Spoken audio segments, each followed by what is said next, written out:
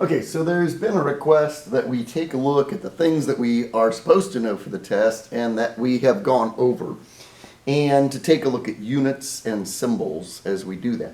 And so what we first did is we said, hey look, a charged particle, Q is still charged like it was in electricity, a charged particle moving in a magnetic field. And here's the weird part.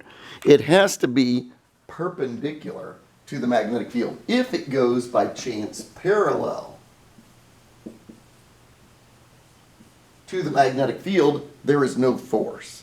And this is where the open palm rule comes in.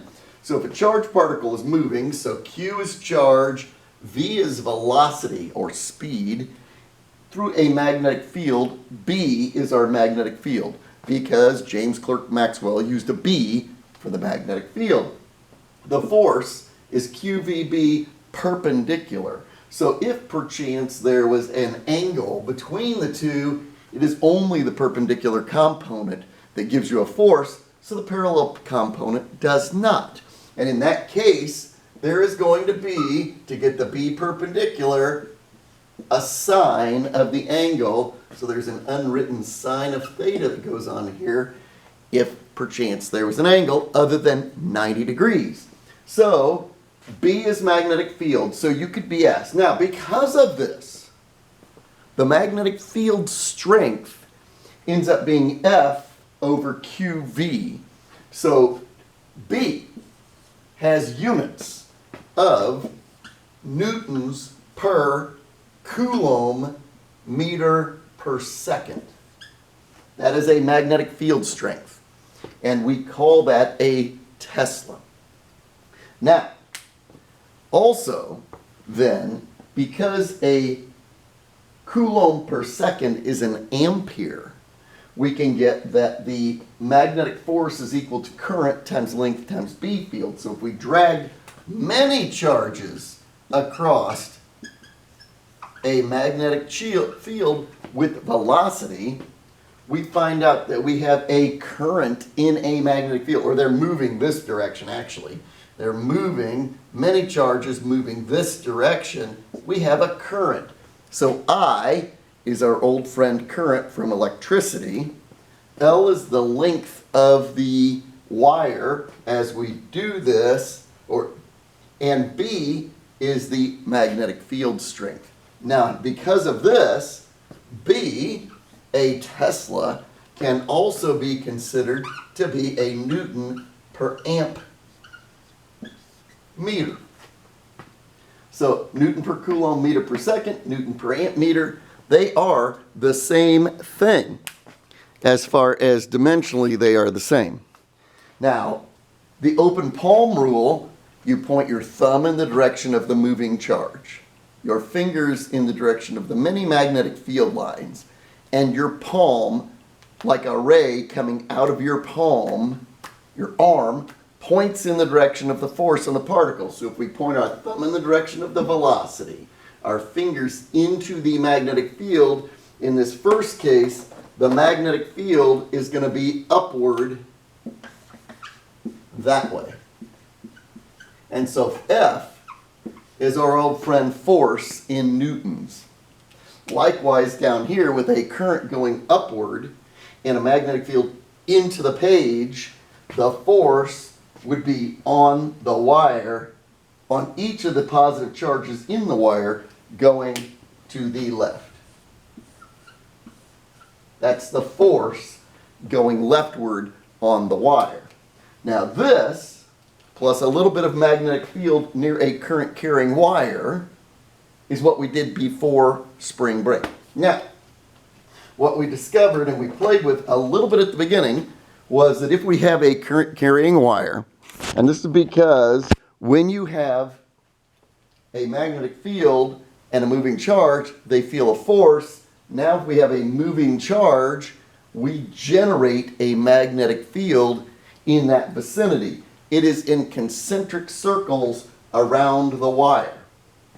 And so here's where the curled finger rule comes in. For direction, and we did this in the Playing with Magnetism lab, We pointed our thumb in the direction of the current going from positive to negative, the conventional current.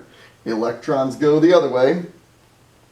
And your fingers wrap around the wire in the direction of the magnetic field. In this case, it would be going, if you were looking down on it, if your eyeball was up here and you were looking down at it, it would be going counterclockwise. If you were looking up from the bottom, that's a terrible eye. If we looked up from the bottom, we would see it going clockwise. So it's going around the wire this direction. Many times we don't say don't just put a circle around a wire and go, that's it. But what we do is we say, if you were to the south of this wire that's got a current going upward, what direction is the magnetic field? It would be tangential to this curve. It would be going, in this case, to the east. If you were to the east, over here, your fingers are pointing to the north, or that direction. If you're up here to the north, they're going west. That way, the magnetic field is tangent at the curve at each point along the curve, going concentrically around the wire. The magnitude, or the amount, of this magnetic field ends up being 2 times some constant times current over R. Now, because the magnetic field strength is newtons per amp meter, and this is in amps, and this is in meters, we already have the meters in the basement. We need to get rid of an amp in the numerator and get an amp in the basement and get newtons in here. The K value has units of, K has units of newtons per ampere squared.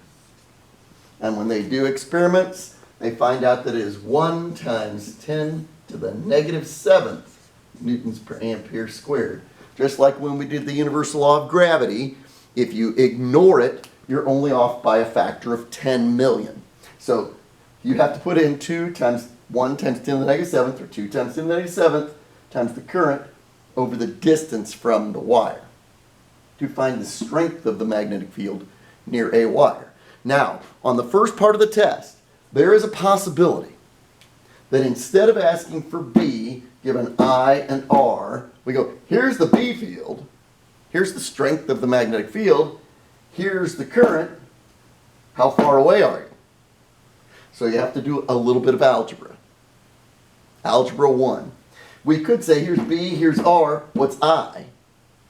Likewise, over here on these others, we could say, hey, here's B, here's I, here's F, how long is the wire? Or here's I and F and L, what's B? And up here, we could give you any 3 of the 4 things and say, what's the 4th one? So you have a basic equation where you start out with this, and if you're solving for the other one, you divide or do some algebra to get that value. Now, the one thing to be careful about is not to get these interchanged. So if you've got a current with a force acting on it in a wire, and it's got a length, and they say, what's the B field? It's not about the magnetic field due to the current in the wire. It's about the magnetic field that's acting on the wire. So you don't want to be using this one to get this one. And so you really do have to think, these involve force, and this one doesn't. It's just the magnetic field strength near a current carrying wire. Now, this is the stuff, and we even did a couple of problems like this on the back side of worksheet 10.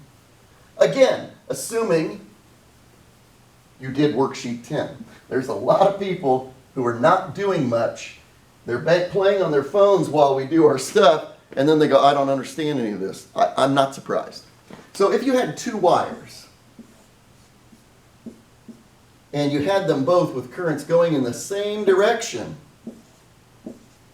you could find the magnetic field strength in between or at some other location right here, let's say, where the magnetic field from this, let's say this has 3 amperes, and this has 10 amperes, and it's right in the middle. The current from this, the magnetic field from this one would be going into the page. So that would be going into the page. I'll draw it in kind of off that way, even though it's directly in. And the magnetic field from this one would be out of the page. And since they're collinear in opposite directions, you subtract. So you would find the magnetic field due to each one, and then find the difference. One of our problems had them crisscrossed. So you had a current carrying wire going like this, and one going like that, and they're perpendicular. And so over here, the magnetic field from one, let's say it's going this way, is going up. If it's in the plane of the page, this magnetic field would be going down, and we still subtract. But if they were some other thing, we add them like vectors. Magnetic field strengths, they have magnetic fields, they have a direction, and they have an amount. They are vector quantities. We're going to be adding them like vectors.